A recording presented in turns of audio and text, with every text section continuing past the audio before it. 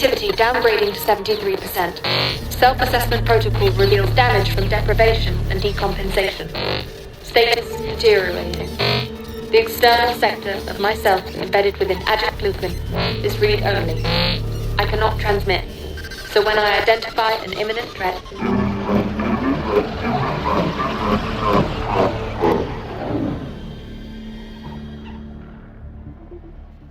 Realm presents Marigold Breach, starring Jameela Jamil and Manny Jacinto. Episode 4.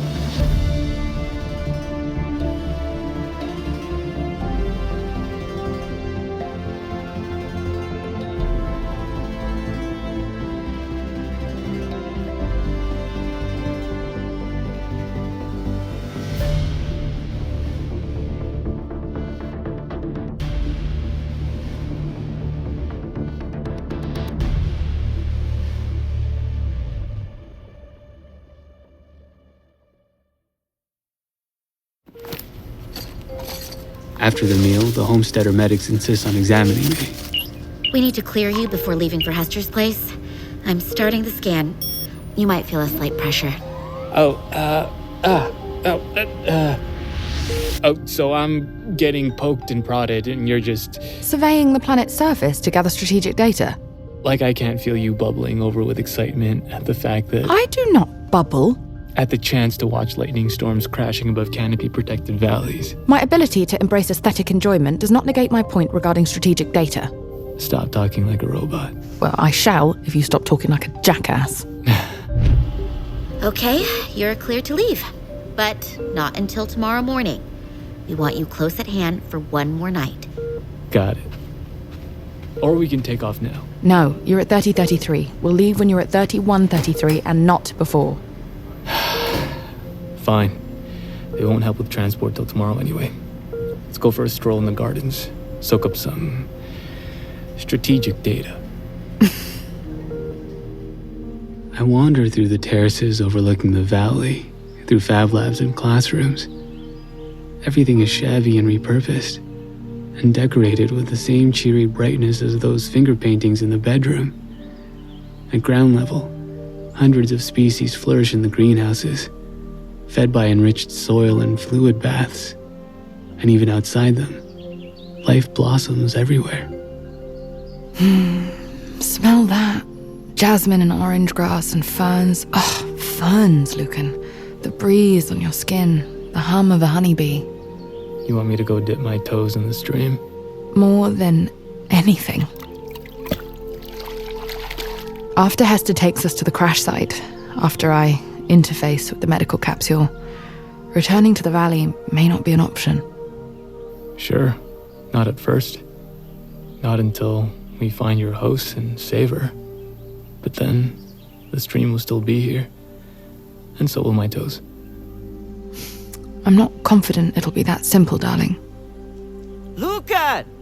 I've been meaning for us to meet in person. Enjoying the orchard? I prefer the ferns. They're my wife's favorite. I'm more of a stone and metal person. Come to the building site. See what I'm working on. Sounds good. What, are you? Primarily grateful. You saved 7 lives. No, I mean, what are homesteaders as opposed to other colonists? Just people who choose a certain job, a certain path. Living in small communities? Farming? Not exactly. All colonists are descendants of the grandmothers who intended to live lightly in their new home. But the terraforming crashed. Which is why you're stuck in the valleys. And most colonists stay in the same one their whole lives. But not homesteaders. That's right. I was born in a city 3 months in that direction, past the furthest valley ridge. Wait, there's a city? Called Hargeisa. 60,000 people. Population density is the key to sustainability. But so is redundancy. That's why some of us leave the cities to establish new towns. You trekked here to settle down. Homesteaders don't settle. This is my 7th valley, and we're already preparing to move. Wait, no, you're leaving this? In the next few months. But why? Because we're almost done. We'll find a new place. Some crack in the plains full of dust and boulders and algae. And we'll start again. You're joking. Homesteaders blaze the trail, Lucan. We stretch the canopy. We've attracted a steady trickle of newcomers. Not homesteaders, just normal folk for the past few years. From Hargeisa, from other cities and settlements. They'll stay. Whoever wants to stay will stay. But homesteaders move on. So you hack livable biomes out of rock, then leave them for other people? Exactly. Why? Because we're damn good at it. We brought this valley to life, Lucan. You can't imagine the rush. Though maybe you'll feel it one day, if you join us. I don't know anything about agriculture, or construction, or peace. You'll learn. You're too welcoming to strangers. Hester thinks you should confine me to quarters, and I kind of agree. Of course you agree. You're only 2 days old. Well, Hester's got a whole lifetime of memories. What's her excuse? She lost a valley once. Oh. Shit. If you want to leave, we'll help you leave. You can search the crash site, join the Scrubjacks or a reef town, whatever you like. But, Lucan, Yes. you won't find anywhere better than this. You won't find anyone better than us.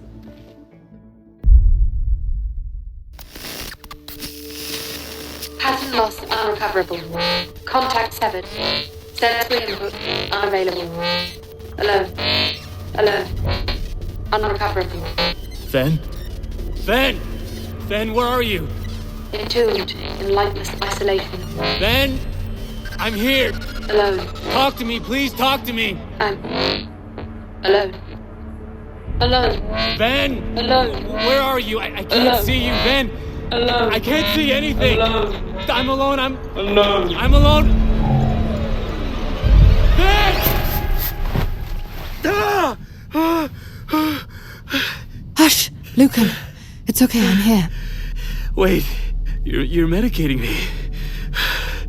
I'm merely easing the effects of sharing my trauma with you. Instead of taking care of yourself? You're at 3033. That is the most important thing right now. I feel okay. Let's find Hester. Not until you're at 3133. I'm okay then. I can't laze around while you're in pain. You can recover to within adequate parameters. Fine. Your call. We'll hike up to see her today, check out the crawler, smooth things over.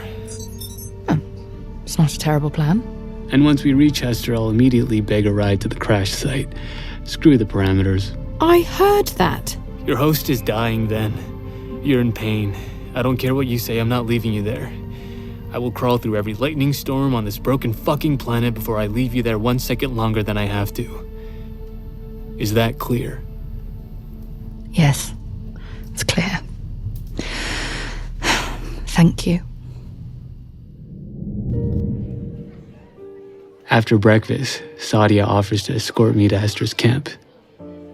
I'm heading up the ridge myself. I'll point you in the right direction. I mean, towards Hester. Toward her place, at least. I don't know if she's there. You know what I mean. I do. Okay. Well, this way. Sadia digs up an extra emergency pack with a breather, a filter, and a Faraday blanket at the ant yard where he works. As we start uphill, an animal trots out from beneath a reclaimed tank. What is that? A Tenno-cat. They're designed off a mixed reptile base. Huh. Looks like a ferret crossed with a raccoon. A what? Nothing. Slick fella. They're impressively elastic. I had one as a kid. You're still a kid. I still know way more than you do. Fair. Hey, when I'm back from the crash site, you can give me Zoology 101 of the Valley. I'd love that. If we come back. But we can't just haul ass across a hostile planet without supplies. Or a lesson in zoology, apparently. You're the one who says my education is appalling. True. In which case, you should know that Tenno-cats are engineered for pest control. And as pets. The grandmothers believed that pets are necessary for psychological wellness, and my experience supports that supposition. It does? Yes. I'm very well adjusted. Because I have you. Ha. Guess we're ready. Let's go.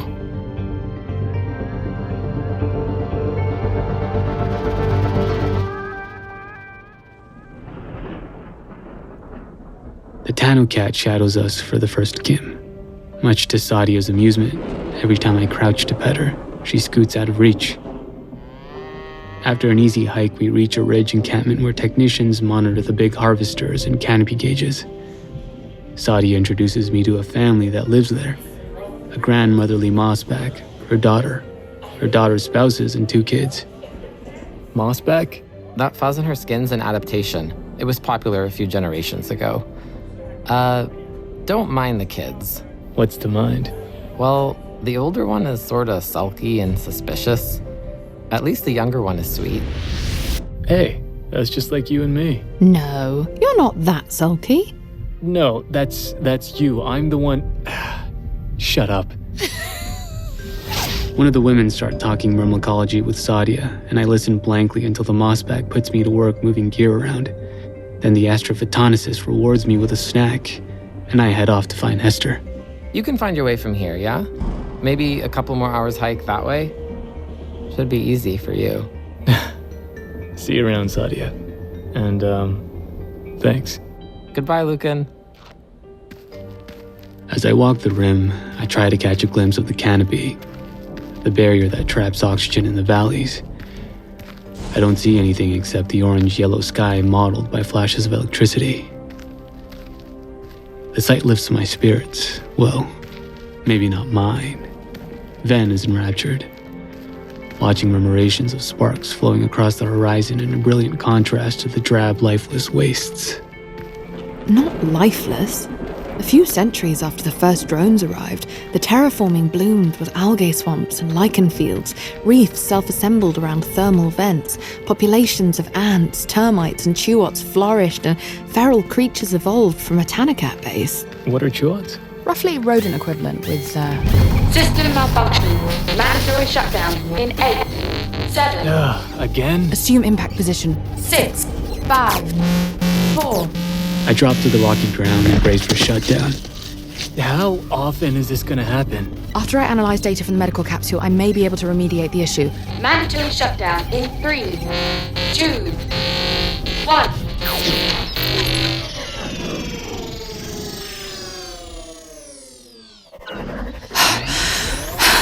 Welcome back. That's all you needed. A couple seconds. No, darling. Look. What? Oh. Nighttime. You had me asleep for hours. Yes, but my connection is stable again. Oh, my mouth tastes like exhaust fumes. We lost the whole afternoon. 30-33. What happens if you shut me down during a fight or halfway across a tightrope? I must reiterate my recommendation that we stay away from tightropes. Very funny, V. Don't worry, I'll establish a more robust connection at the crash site. Good. Well, if we're lucky. I follow a cliffside trail through bluestone outcroppings and into a dusty yard of makeshift sheds surrounding a low dome.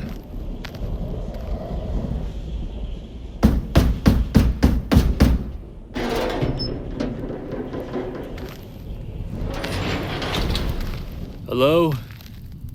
Esther?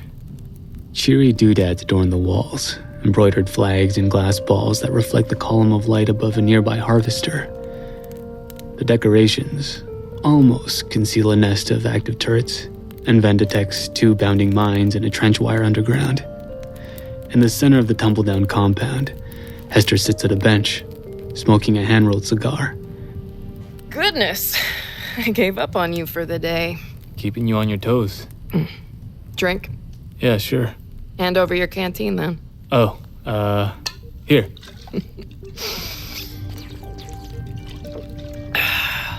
Take a puff in exchange. Morning glory. A mild intoxicant, which I am able to neutralize. Please, don't.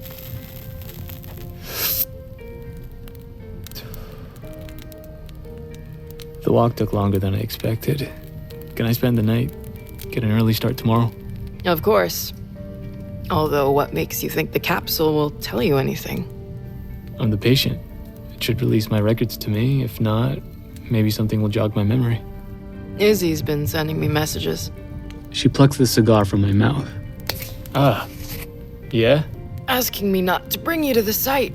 What does she care? Do you know why she adopted you? Elishiva made her. Well, it's half the reason. You mean something to her. You represent something. Yeah? Before the first colonist clapped eyes on this valley, there was this kid, Ismit Badelam. A genius. 14 years old and doing work that nobody in Hargeisa understood. Genetics, xenobiology. Well, she was an annoying little shit, too.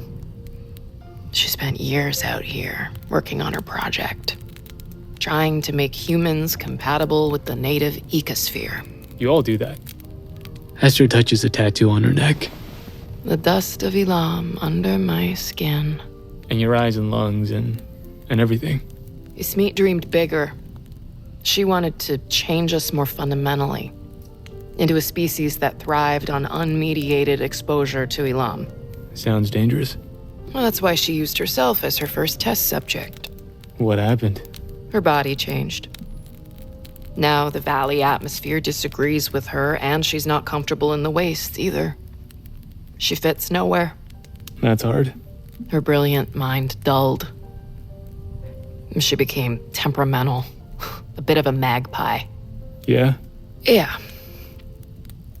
She calls herself Izzy these days. Izzy. Why doesn't she want me to get to the site? She's afraid you might recover your old self. She wants you to stay like this. She's never met anyone who changed as radically as she has. She likes the company?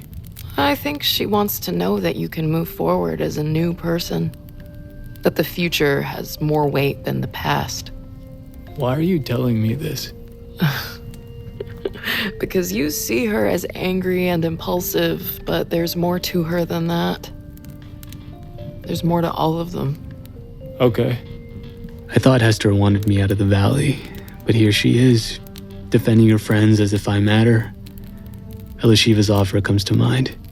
To stay, to work the land, to belong to the land, and to the homesteaders.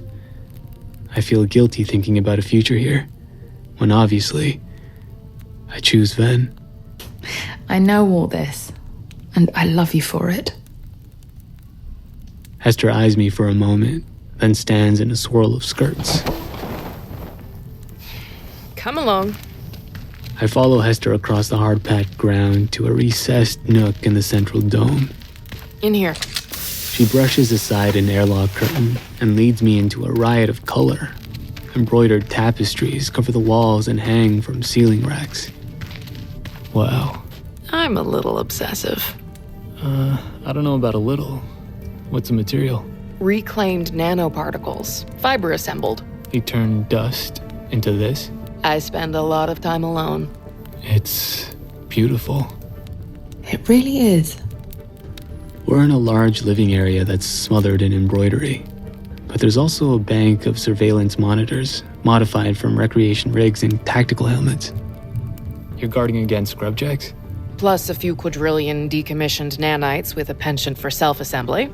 They don't always turn into tapestries, do they? Sadly not. Come, admire my baby.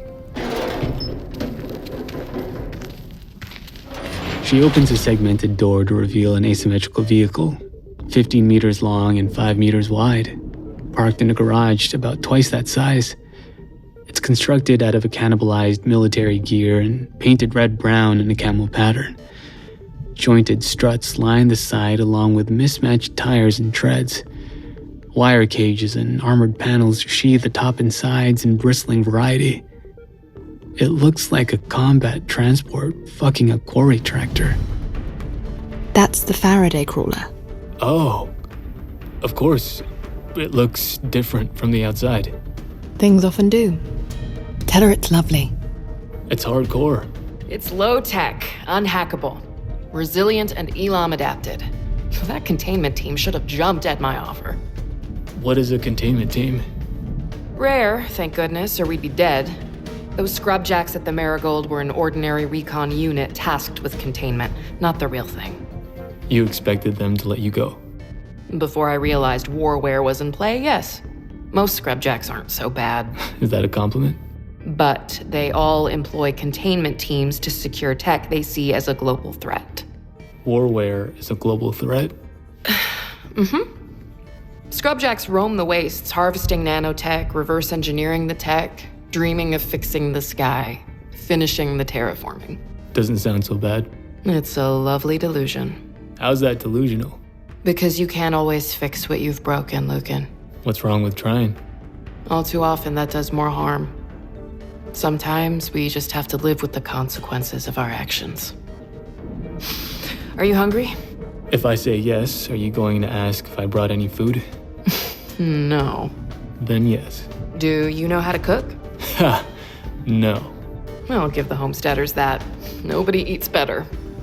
Well, I can offer you rat pox, or I have... Goodness. What? Your old scrubjack friends. They're closing in.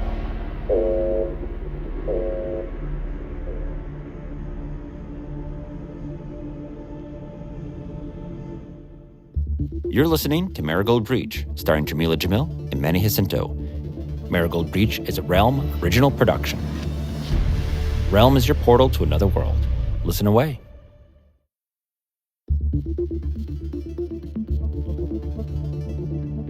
Marigold Breach is a Realm original production, created and written by Joel Dane. Produced by Deanna M. Foe, Fred Greenhalgh, and Haley Wagreich. Directed by Fred Greenhalgh. Executive produced by Molly Barton and Marcy Wiseman. Executive producers Jameela, Jamil, and Manny Jacinto. Starring Jameela, Jamil as Ven, Manny Jacinto as Lucan, Zara Fazal as Hester, Stephanie Shea as Tribune Muenka, Amin Al-Gamal as Sadia, Tiana Camacha as Izzy, Malik Berger as Ella Shiva, Rupert Degas as Documentarian, Soldier and Scrubjacks, Mickey Andre as Wadil, and Marie Westbrook as Commander Bonavent. Additional voices by the cast. Audio editing, sound design, and mixing by Rory O'Shea. Original score and composition by Jeroen Grumman. Production coordinator, Kendall Thomas. Cover art by Kendall Thomas. Executive in charge for Realm, Mary Azadulahi. Find more shows like Marigold Breach by following Realm on Apple Podcasts, Spotify, or at realm.fm.